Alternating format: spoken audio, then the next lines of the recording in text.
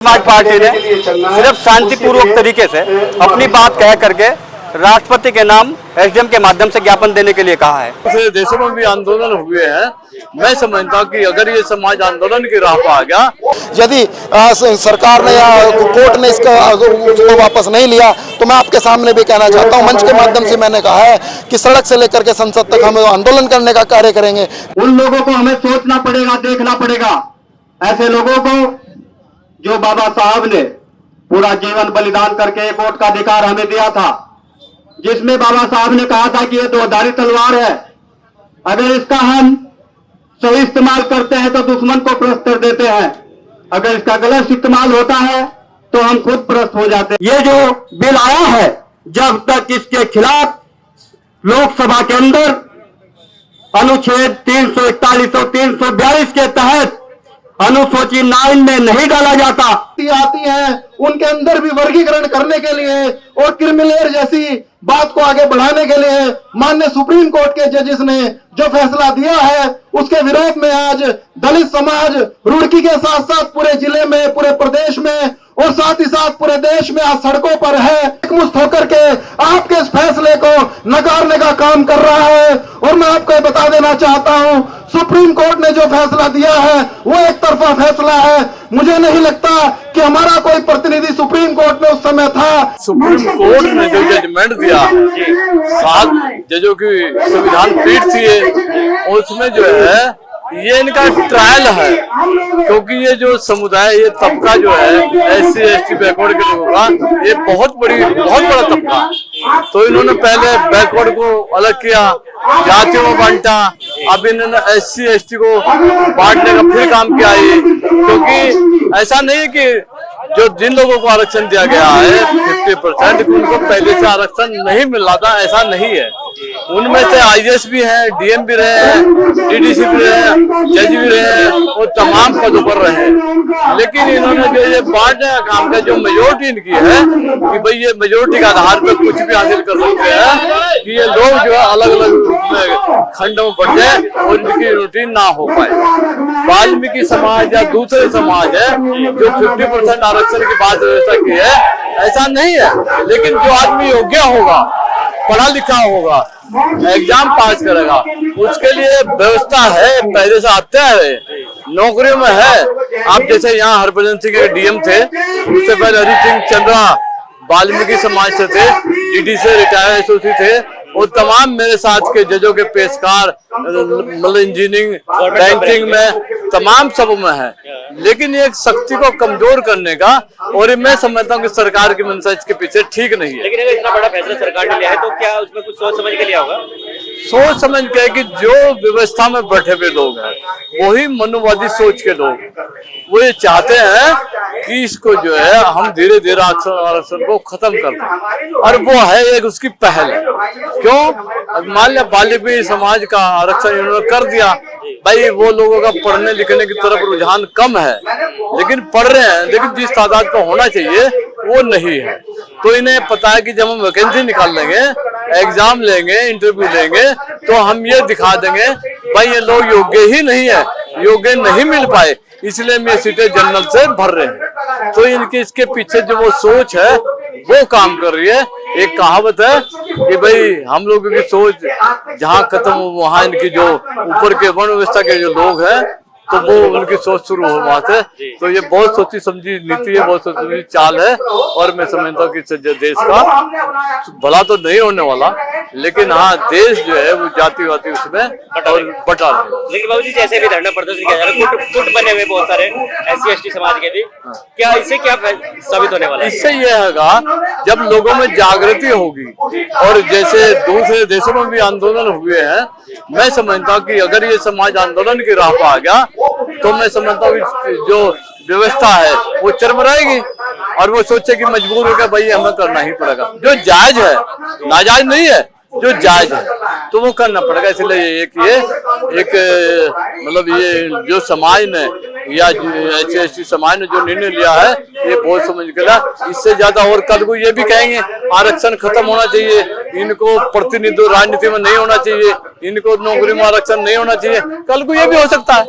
अगर हम अपने अधिकारों के प्रति अभी से जागरूक नहीं होंगे तो कल को कुछ भी हो सकता है। लेकिन भारत बंद करने से आर्थिक की स्थिति पर फर्क पड़ता है भारत की। ऐसा है, देखो आर्थिक स्थिति पर असर तो नहीं पड़ रहा, क्योंकि जो आदमी है, जो काम करने वाले लोग हैं, वो ये नहीं है तो है नहीं पूरे दिन का है, ये पूरे इसके व्यवस्था को परिवर्तन करने का। इससे पहले अंग्रेजी सरकार में भी आंदोलन हुए हैं भाई, अंग्रेजों से अपनी बात बनवाने के लिए असहयोग आंदोलन, भूख हड़ताल, धरने प्रदर्शन पहले भी हुए। तो यही एक जरिया है, ये तो आम आदमी का एक हथियार है भाई, अपनी बात को कहने का जरिया है। तो ये एक शांतिपूर्वक आंदोलन, शांतिपूर्वक आंदोलन है, जो हमारा कोई लड़ाई झगड़ा है, कोई उग्र नहीं है, शांति तरीके से हम अपनी बात सरकार के सामने महामहिम राष्ट्रपति के माध्यम से सरकार तक चेताना चाहते हैं। धन्यवाद हमारे साथ जुड़ने के लिए।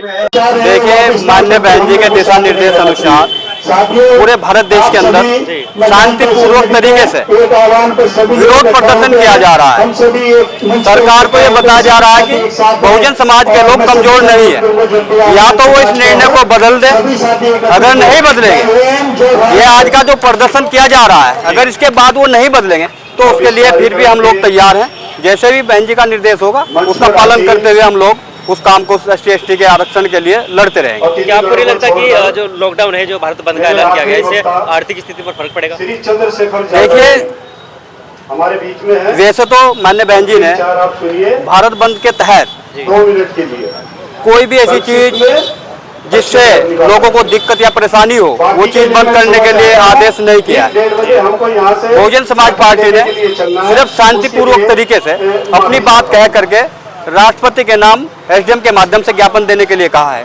हम लोगों ने कोई दुकान वगैरह कोई बंद नहीं कराई है, हम लोगों ने कोई परिवहन जो चल रहा है उसे बंद नहीं कराया है। इसलिए आर्थिक स्थिति पे जब फर्क पड़ता है अगर हम लोग इन चीज़ों को बंद करते हैं। ये चीज़ें अभी सारी चल रही है, लेकिन अगर सरकार इस बात को नहीं मानेगी, ST/ST का जो ये बिल है, अगर इसे जो बहन जी ने कहा संविधान के तहत 341, 342 के तहत संविधान में संशोधन करते हुए 9वीं सूची में डालने का ये आज की सरकार जो है वो काम करे।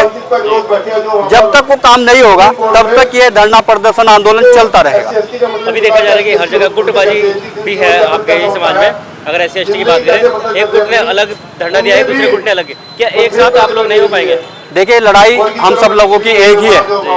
जो लोग दूसरी तरफ धरना कर रहे हैं वो भी इसी के लिए लड़ रहे हैं, और हम लोग भी सब यहाँ इसी लड़ाई को लड़ रहे हैं, SC/ST की लड़ाई को लड़ रहे हैं। कुछ लोगों को अभी पता नहीं है कि हम सब मिलकर ही किसी लड़ाई को लड़ सकते हैं। अगर हम अलग अलग होकर के लड़ेंगे तो शायद कामयाब भी ना हो पाए, क्योंकि ये पहले से ही रहा है सरकारों का। जब बाबा साहब इस देश के अंदर थे और समाज की लड़ाई लड़ रहे थे, उन्हीं के पास भी, उनके सामने भी इन्हीं सरकारों ने पहले उनके PA को खड़ा कर दिया गया, फिर उनके सामने जगजीवन राम को खड़ा कर दिया गया। ये तो पहले से परिस्थिति इन सरकारों ने बना रखी है, और आज भी बहुजन समाज पार्टी को कमजोर करने के लिए ऐसे ऐसे लोगों को एक निकाल के ला रहे हैं जिससे बहुजन समाज पार्टी कमजोर हो जाए। लेकिन बहुजन समाज पार्टी कमजोर होने वाली नहीं है। बहुजन समाज पार्टी अब एक ताकत है, और माननीय बहन जी जो इस देश का नेतृत्व कर रही है, वो आपने देखा होगा जब माननीय सुप्रीम कोर्ट का फैसला आया, सबसे पहले बहन जी ने सुप्रीम कोर्ट के खिलाफ प्रेस वार्ता की। बहन जी की प्रेस वार्ता के बाद ही कुछ लोग बोले, और कुछ लोग तो अभी तक भी नहीं बोले। कुछ लोग तो कल शाम के टाइम ही कुछ लोगों ने निर्णय लिया कि कहीं ऐसा ना हो ये सारा श्रेय बहुजन समाज पार्टी को ही चला जाए।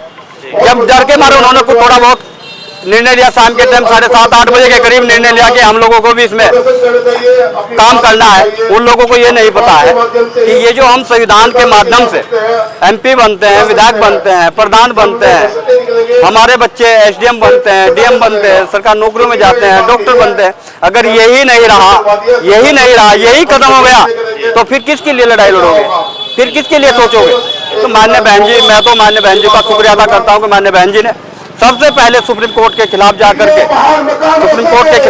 अपनी बात कहने का काम किया, और जब भी दूसरे लोगों ने भी माननीय बहन जी की आवाज में आवाज मिलाने की काम किया है। अगर इसके बाद भी अभी फैसला नहीं बदला जाता तो क्या अगला कदम क्या होने वाला है? इसके बाद अगर ये फैसला नहीं बदला जाएगा, माननीय बहन जी ने जो मांग रखी है, अगर ये 9वीं सूची में इसे नहीं डालते हैं जिससे संविधान और आरक्षण के खिलाफ कोई काम ना हो, अगर ये नहीं बदला जाता, उसके बाद जो बहन जी का आदेश होगा, हम लोग बहुजन समाज पार्टी के कार्यकर्ता हैं, शांतिपूर्वक तरीके से अपनी बात कह रहे हैं। अगर उसके बाद भी कोई निर्णय नहीं होता, जो बहन जी का आदेश होगा उसका पालन करेंगे। धन्यवाद। तो मेरे साथ अभी आदित्य भाई, आदित्य ब्रजवाल जी का भी जो भाषण आपके सामने आया था वो आपने देखा होगा। मुझे लगता है कि आप उससे भी संतुष्ट हैं कि आदित्य भाई ने कहा कि मेरे खून का एक एक कतरा भी आपके लिए, समाज के लिए आरक्षित रहेगा।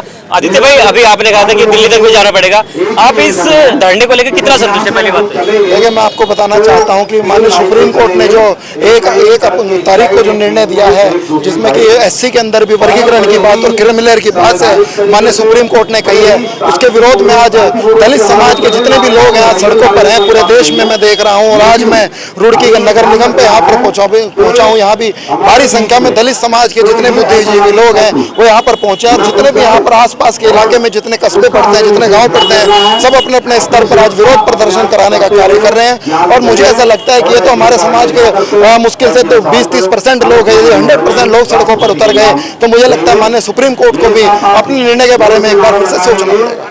अब इस फैसले के बारे में क्या कहेंगे? पहली बात तो इतना सा बता दें। मैं आपको कहना चाहता हूं, जिस प्रकार का फैसला माननीय सुप्रीम कोर्ट ने दिया है, मुझे लगता है कि वर्गीकरण की जो बात है, कैटेगरी के अंदर कैटेगरी बनाने वाली बात है, वो भाई को भाई से लड़ाने वाली बात है। हमारा एससी समाज जो 6000 जातियों में बटा हुआ है, SC/ST के लोग आज तक मिलजुल करके अपने आरक्षण को बचाने के लिए लड़ाई लड़ते हुए आए हैं। सड़कों पर आपने विभिन्न कार्यक्रमों में देखा, परंतु जिस प्रकार का फैसला ये है, इससे मुझे लगता है कि आगे SC के अंदर भी भेदभाव होगा, सब लोग एक दूसरे से ईर्ष्या करने लगेंगे। मुझे लगता है कि इस फैसले को वापस लेना चाहिए। और दूसरा रही बात क्रिमिलेयर की, क्रिमिलेयर में कहने की बात हुई है कि कुछ जातियां ऐसी हैं, कुछ लोग ऐसे हैं जिनको पहले से नौकरी में नौकरियां मिल गई हैं, उनको उनके बच्चों को आगे आरक्षण ना मिले। मैं आपको ये कहना चाहता हूं, जो सुप्रीम कोर्ट के माननीय जो न्यायाधीश हैं, जो हमारे CGI हैं चंद्रचूड़ साहब, मैं उनसे भी कहना चाहता हूं, यदि यही बात है सबसे पहले अपने ऊपर लागू करने का कार्य वो करते हैं। उनके पिताजी भी CGI रहे, आगे वो भी CGI रहे। मैं कहना चाहता हूँ माननीय सुप्रीम कोर्ट में ऐसे बहुत सारे लोग हैं जो पहले जज रहे हैं, उनके बेटा आगे जाकर के जज बन जाता है कोलेजियम के माध्यम से। मैं कहना चाहता हूं कि इस प्रकार का जो है, जो सुप्रीम कोर्ट ने जो निर्णय दिया है, जो क्रिमिनल की जो बात की है, आरक्षण को हमको देखना चाहिए। आरक्षण हम लोगों को क्यों मिला?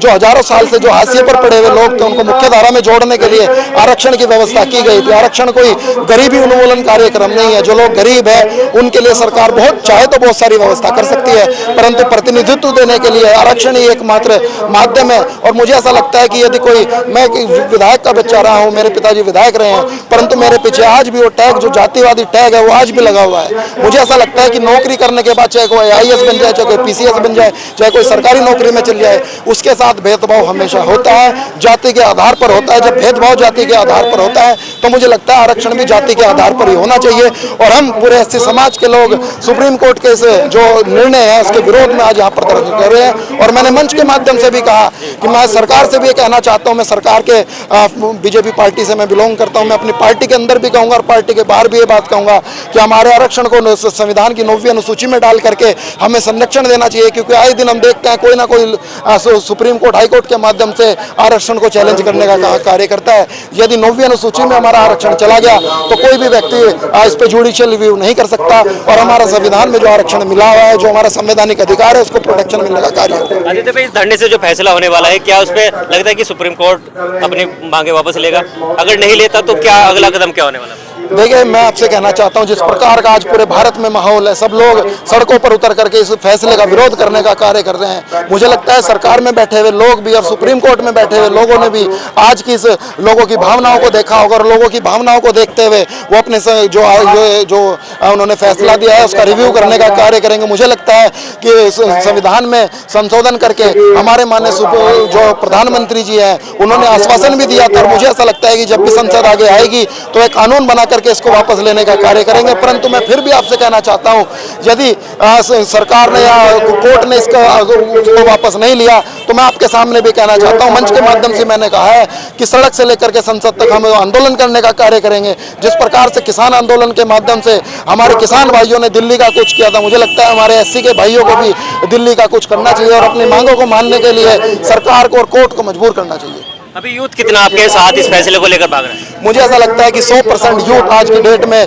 इस फैसले के विरोध में है, क्योंकि मुझे लगता है कि 21वीं सदी में सबसे ज़्यादा जागरूक यदि कोई समाज हुआ है वो मेरा दलित समाज है, और उसमें भी खासकर चमार समाज, हमारा जाटा समाज और वाल्मीकि समाज, हमारे जितने भाई हैं सब लोग मिलकर के आज इस फैसले के विरोध में आप लोगों के सामने देखे कि हजारों हजार की संख्या में आज यहाँ पर मौजूद है।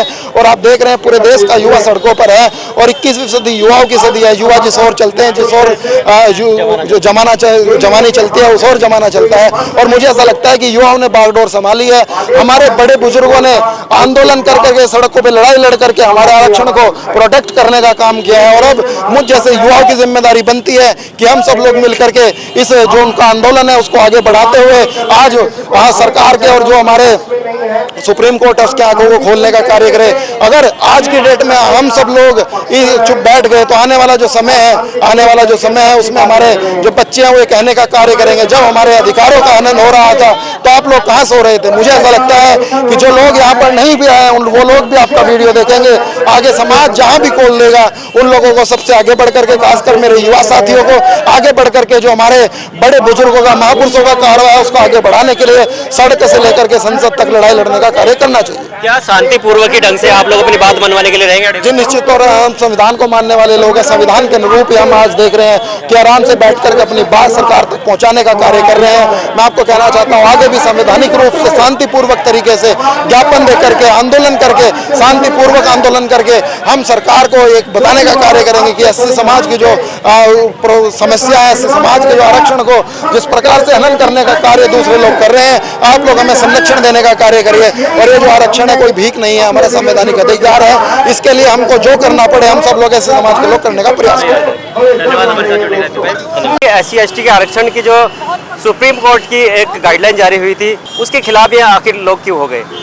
आप देख रहे हैं कि वीडियो में मेरे पीछे का पूरा दृश्य आप देख रहे हैं। रुड़की में इस वक्त नगर निगम के सामने बैठक में बहुत सारे लोग शामिल हुए। मैं बात करूं कि SC ST वालों ने आज भारत बंद करने का ऐलान किया था, लेकिन इस भारत बंद करने के ऐलान से क्या सुप्रीम कोर्ट अपना फैसला वापस ले पाएगी?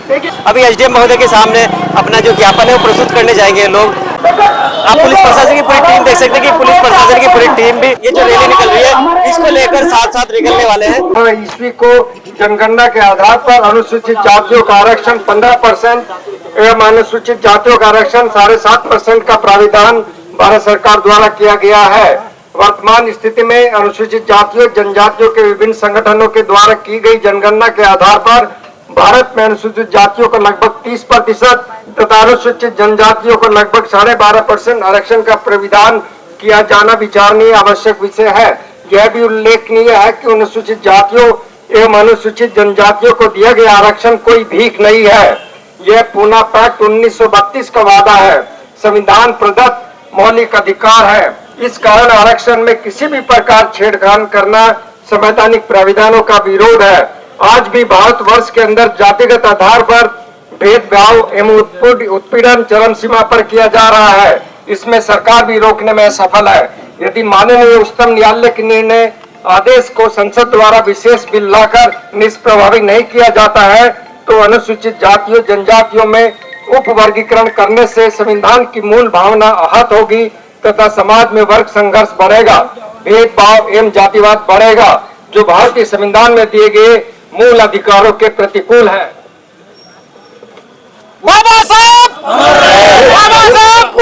जातियों एवं अनुसूचित जनजातियों में अप्रत्यक्ष रूप से क्रीमी लेयर लाने की कोशिश की गई है।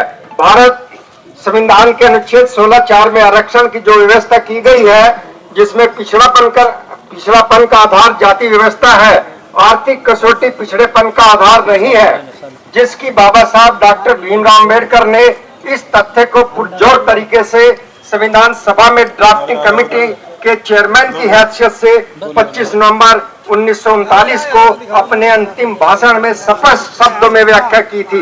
न्यायपालिका को आरक्षण में उपवर्गीकरण व क्रीमी लेयर को लागू करने का कोई अधिकार नहीं दिया गया है। संविधान के अनुच्छेद 341(2) व 342(2) के अनुसार अनुसूचित जातियों जनजातियों की सूची में परिवर्तन करने का अधिकार केवल महामहिम राष्ट्रपति को है और वह भी संसद की सलाह पर। इस आधार पर माननीय उच्चतम न्यायालय का आदेश दिनांक 1/8/24 ईस्वी का निर्णय आदेश संवैधानिक प्रावधानों का उल्लंघन करता है, जो न्याय संगत नहीं है, क्योंकि न्यायपालिका ने विधायिका के अधिकार में हस्तक्षेप किया है। यहाँ यह कि उल्लेखनीय है कि पूरे भारत में अब तक हाई कोर्ट एवं सुप्रीम कोर्ट में केवल कुछ ही विशेष परिवार के लोगों का ही वर्चस्व होने के कारण हाई कोर्ट और सुप्रीम कोर्ट में जज बनते चले आ रहे हैं, जिससे अभी हमारे पास कुछ अनुसूचित जाति जनजाति एसोसिएशन के शिक्षकों ने और बहुजन समाज पार्टी के कार्यकर्ताओं ने हमें ज्ञापन दिए हैं और इन ज्ञापन में ये मांग की गई है, ये ज्ञापन महामहिम राष्ट्रपति और माननीय प्रधानमंत्री जी भारत सरकार के नाम है। इसमें अभी ऑनरेबल सुप्रीम कोर्ट का जो ऑर्डर है, जिसमें अनुसूचित जाति और जनजाति के रिजर्वेशन में क्रीमिलियर निर्धारण की जो बात कही गई है, उसके विरोध में ये ज्ञापन थे और इन लोगों के द्वारा जितने भी संगठन थे, इन संगठनों के द्वारा ये मांग की गई है कि जो आरक्षण की व्यवस्था है वो सामाजिक समानता के आधार पे है, इसलिए उसमें क्रिमिनल नहीं होना चाहिए और इनके द्वारा मांग की गई है कि सरकार इसमें विशेष एक अध्यादेश पारित करे और विशेष कानून लाए और जो आरक्षण की जो व्यवस्था पहले से चलती आ रही है, SC ST संवर्ग में जो नॉन क्रिमिनल लेयर की व्यवस्था है, उसी को बरकरार रखे। सर, ये भारतीय संविधान के आर्टिकल 341 में भी है कि SC ST का आरक्षण जातिगत आधार पर है। माननीय सुप्रीम कोर्ट ने इसे क्रिमिनल वर्गीकरण करके उसमें क्रिमिनल को छांट दिया जाए, तो कैसे देखते हैं डिसीजन? देखिए, ये ऑनरेबल सुप्रीम कोर्ट का ऑर्डर है, इसमें मैं कोई कमेंट नहीं कर सकता हूँ, लेकिन इन लोगों की जो मांग है वो मांग यही है कि यदि जो आरक्षण की व्यवस्था हुई है वो जातिगत डैमेज कंट्रोल के लिए थी, तो इसमें जो है क्रिमिनल लेयर की व्यवस्था नहीं होना चाहिए। ये आर्थिक आधार पे नहीं थी, तो इसमें क्रिमिनल लेयर की व्यवस्था नहीं होना चाहिए और मांग की गई है कि सरकार को इसमें विशेष कानून ला करके इस आदेश को जो है रद्द किया जाना चाहिए। कि ये जो जुलूस हमारे यहाँ निकले हैं और जो रैलियाँ निकली हैं, बहुत बड़ी संख्या में रैलियाँ निकली हैं, लेकिन कानून व्यवस्था बड़ी चुस्त दुरुस्त रही और किसी प्रकार की कोई जो है घटना घटित नहीं हुई है, सभी शांतिपूर्ण रहा। ब्रिगेडियर साहब मेरे साथ होंगे। सर, आज आपने ज्ञापन दिया है, क्या कहेंगे, क्या मांग रही है यहाँ पे? हमारी मांग है कि 1 अगस्त को जो सुप्रीम कोर्ट ने निर्णय दिया है उसको भारत सरकार द्वारा निष्प्रभावी किया जाए, संसद में एक विधेयक लाकर। तो अभी क्या लगता है आपको कि आज का जो मांग रही है, आपने धरना बहुत बड़ा किया, बहुत बड़ी संख्या में धरना रहा, क्या इससे फर्क पड़ने वाला है? देखिए, ये जनता का राज जनता द्वारा जनता के लिए है, हमें अपनी आवाज़ उठाने का अधिकार है। हमने ज्ञापन दिया है, ये उनके ऊपर है कि उसके ऊपर क्या संज्ञान लेते हैं। सुप्रीम कोर्ट ने इसमें 2 महत्वपूर्ण बातें कही जो हमारे समाज के SC ST समाज के खिलाफ हैं। पहली बात तो यह है कि आरक्षण में उपवर्गीकरण कर दिया गया है, दूसरी है कि इसमें क्रीमी लेयर को अलग कर दिया जाए। तो हमारी ये मांग है कि अगर जातियों के अंदर उपवर्गीकरण होगा तो उससे द्वेष भावना बढ़ेगी, उससे जातिवाद बढ़ेगा, उसमें वर्ग संघर्ष बढ़ेगा, उससे कोई फायदा होगा नहीं, नुकसान होगा। जो पावर संसद की है वो पावर राज्य सरकारों को दे दिए, इसमें राजनीति घुस जाएगी और समाज का भला नहीं होगा। तो अभी और क्या अहम फैसला लेने वाले हैं आप लोग? क्या इसके बाद में अगर अभी मांग नहीं हो पाई, सुप्रीम कोर्ट अपना फैसला वापस नहीं ले तो? वैसे तो हमारे माननीय प्रधानमंत्री ने जो हमारे संसद लोग हैं SC ST के, सब ने मिलकर उनसे बात की है और उन्होंने आश्वासन दिया है कि इसको अभी निष्प्रभावी करने के लिए वो कदम उठाएंगे और हमें उम्मीद है कि वो SC ST समाज के लिए जरूर न्याय करेंगे। उस पर क्या फर्क पड़ेगा? देखिए, ये जो हमारी डेमोक्रेसी की एक मेन कहना चाहिए आधार है। हाँ, कहीं हमारे साथ बेइंसाफी होती है, ये राजा का राज नहीं है, जनता का राज है। कहीं अगर अन्याय होता है उसके खिलाफ हमारा ये संवैधानिक हक है, वो अधिकार है कि उसके खिलाफ हम आवाज़ उठाएं। तो बिल्कुल शांतिपूर्वक ढंग से आप लोगों ने ज्ञापन दिया है, क्या कहेंगे इस पर? हम बिल्कुल धारा 19 के तहत हमने बड़ी शांतिपूर्ण तरीके से यहाँ पर अपनी बातें कही हम इसको धरना प्रदर्शन नहीं कहेंगे, हमने विरोध प्रदर्शन किया। हाँ, वही हमारा स्लोगन भी है और हमने शांतिपूर्वक तरीके से मार्च करके जो प्रशासनिक अधिकारी हैं यहाँ पर अवेलेबल थे उनको महामहिम राष्ट्रपति के लिए ज्ञापन दिया। धन्यवाद ब्रिगेडियर साहब। तो बहुत जानकारी आपको मिल गई, मुझे लगता है कि आप भी खुश होंगे, क्योंकि मैं आपको बता दूं कि रुड़की से शांतिपूर्वक ढंग से ये धरना रहा। इस प्रशासन की पूरी टीम है वो भी आप देख रहे हैं कि पूरी गर्मी का मौसम है, ये बहुजन समाज पार्टी के जो लोग हैं, बहुजन के जो लोग हैं, जय भीम के नारों के साथ में बढ़ते जा रहे हैं अपने मिशन की ओर। बहुजन समाज पार्टी हमारी एकमात्र ऐसी पार्टी है जो SC/ST के लिए आवाज उठाती है। मैं बताना चाहता हूँ जो हमारी राष्ट्रीय अध्यक्ष है, चाचा विभाग की मुख्यमंत्री बहन कुमारी मायावती जी, उन्होंने आरक्षण के लिए एक आवाज उठाई है और हर जगह जगह जाकर बोल रही है कि सरकार होश में आए नहीं तो मिट्टी में मिला दूंगी। उनका नाम आने लेके ऐसे नहीं पड़ा है।